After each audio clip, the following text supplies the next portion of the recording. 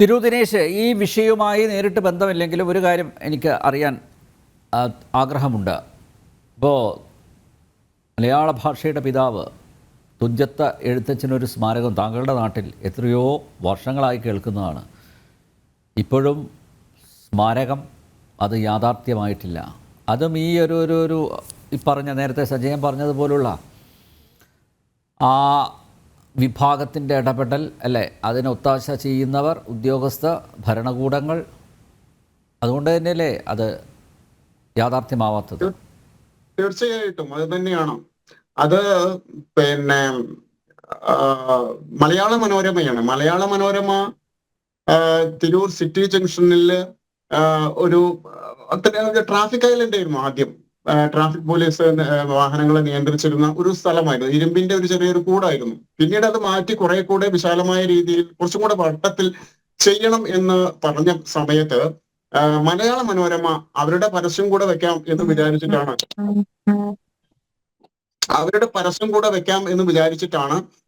അത് ഏറ്റെടുത്തത്. അത് ഏറ്റെടുത്തതിന് ശേഷം അവിടെ നമ്മളെ സോപാന മാതൃകയിൽ ഇത് ഒരു നിർമ്മാണം വന്നു.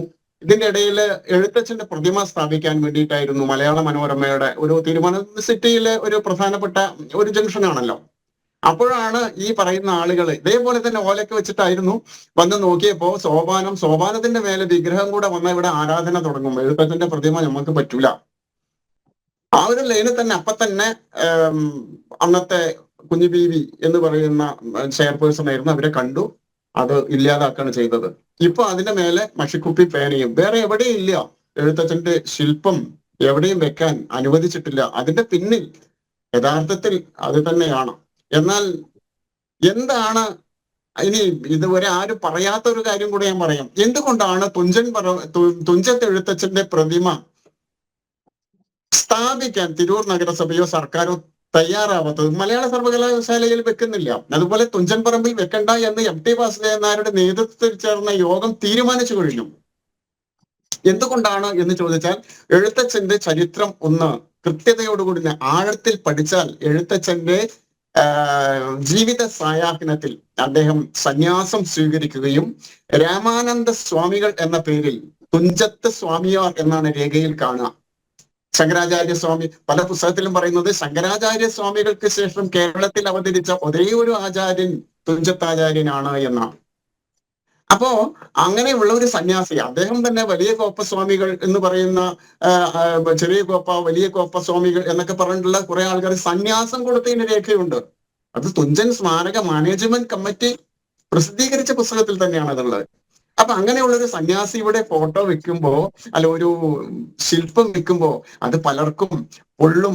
അതുകൊണ്ട് തന്നെയാണ് തിരൂരിൽ മുനിസിപ്പാലിറ്റി ആകട്ടെ, സർക്കാരാകട്ടെ, MT വാസുദേവൻ നായരുടെ നേതൃത്വത്തിലുള്ള തുഞ്ചൻ സ്മാരക മാനേജ്മെന്റ് കമ്മിറ്റി ആകട്ടെ എഴുത്തച്ഛന്റെ പ്രതിമ എവിടെയും വെക്കാൻ, ടൗണിൽ മാത്രമല്ല തുഞ്ചൻ പറമ്പിലും വെക്കണ്ട എന്ന് MTയുടെ നേതൃത്വത്തിലുള്ള കമ്മിറ്റി തീരുമാനിച്ചത് തുഞ്ചൻ പറമ്പുമായി ബന്ധപ്പെട്ട രേഖകൾ എന്ന പുസ്തകത്തിൽ വളരെ കൃത്യമായിട്ട് എഴുതിയിട്ടുണ്ട്.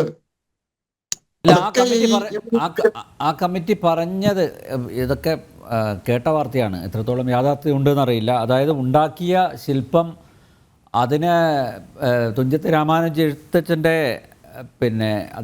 അദ്ദേഹവുമായി യാതൊരു സാദൃശ്യവുമില്ല എന്ന്, അതുകൊണ്ടാണ് അത് സ്ഥാപിക്കാത്തതെന്നുള്ളൊരു വേർഷനും കേട്ടിട്ടുണ്ട് കേട്ടോ. അങ്ങനെ പറഞ്ഞിട്ടുണ്ട്. അതെന്താ വെച്ചാൽ ആ പ്രതിമ ഞാൻ കണ്ടിട്ടുണ്ട്. അതൊരു മോഡേൺ ശൈലിയിലാണ്.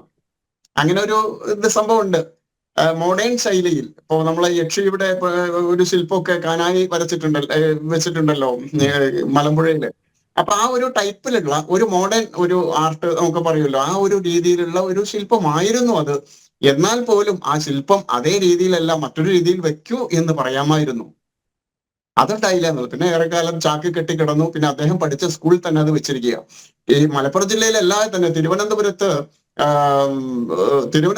2 സ്ഥലങ്ങളിൽ, ഒന്ന് നെയ്യാറ്റിൻകരയിലും ഒന്ന് മറ്റൊരിടത്തും, അതുപോലെ തന്നെ തുഞ്ചത്ത് എഴുത്തച്ഛന്റെ ലൗകിക കാലം കഴിഞ്ഞ സ്ഥലത്തും 3 സ്ഥലത്ത് തുഞ്ചത്ത് എഴുത്തച്ഛന്റെ പ്രതിമയുണ്ട്. പക്ഷെ ഈ പ്രതിമയ്ക്ക് അപ്പുറം ഇനി വേറൊരു കാര്യം പറയാം. തുഞ്ചത്ത് എഴുത്തച്ഛന്റെ പ്രതിമ എത്രയോ നൂറ്റാണ്ടുകൾക്ക് മുമ്പ് ഒരു പ്രതിമ ഉണ്ട്. അത് മണ്ണാർക്കാട് താലൂക്കിൽ കച്ചേരിപ്പറമ്പ് 1 വില്ലേജിലുള്ള വനമേഖലയിൽ പൊരുതൽ മലയുടെ ചുവട്ടിൽ എഴുത്തച്ഛൻ പുറ്റ് എന്ന പേരിൽ എഴുത്തച്ഛന്റെ ഒരു ശില്പം പഴയ കാലത്ത് തന്നെ ഉണ്ടായിരുന്നു. അത് ഇന്ന് നമ്മൾ കാണുന്ന എഴുത്തച്ഛന്റെ ആയിരുന്നില്ല. അത് കണ്ട ആൾക്കാരൊക്കെ ഇന്നും ജീവിച്ചിരിക്കുന്നുണ്ട്. മുടി നീട്ടി വളർത്തി താടി വെച്ച ഒരാളാണ്. നമ്മളെ എഴുത്തച്ഛന്റെ ചിത്രം എന്ന് പറയുമ്പോൾ നമ്മളെ മനസ്സിലുള്ള ചിത്രം എന്ന് പറയുമ്പോൾ തലമുടി മുകളിലേക്ക് കെട്ടി ചന്ദ്രൻ ആണ്. പക്ഷെ നൂറ്റാണ്ടുകൾക്ക് മുമ്പ്, എത്രയോ നൂറ്റാണ്ടുകൾക്ക് മുമ്പ് എഴുത്തച്ഛന്റെ കാലശേഷം പൊരുതൽ മലയുടെ ചുവട്ടില് എഴുത്തച്ഛൻ പുറ്റ്, അപ്പോ ആന വന്ന് ചവിട്ടി ഇപ്പൊ അരഭാഗം മാത്രമേ ഉള്ളൂ. ഇപ്പോഴും അവിടെ വിളക്ക് വെക്കുന്നുണ്ട്. കൊല്ലത്തിൽ ഒരിക്കല് എല്ലാ കറുത്ത വാവു ദിവസവും പൊരുതൽമല കയറുന്നവര് ഇറങ്ങുന്നത് എഴുത്തച്ഛൻ പുറ്റിലാണ്. അപ്പൊ എഴുത്തച്ഛൻ മണ്ണാർക്കാട് താലൂക്കിൽ കച്ചേരിപ്പറമ്പ് 1 വില്ലേജിൽ നമ്മളത് ചിത്രീകരിക്കാൻ പോകുന്നുണ്ട്. നമ്മുടെ തകർക്കപ്പെട്ട ക്ഷേത്രങ്ങളിലേക്ക് അത് വരും.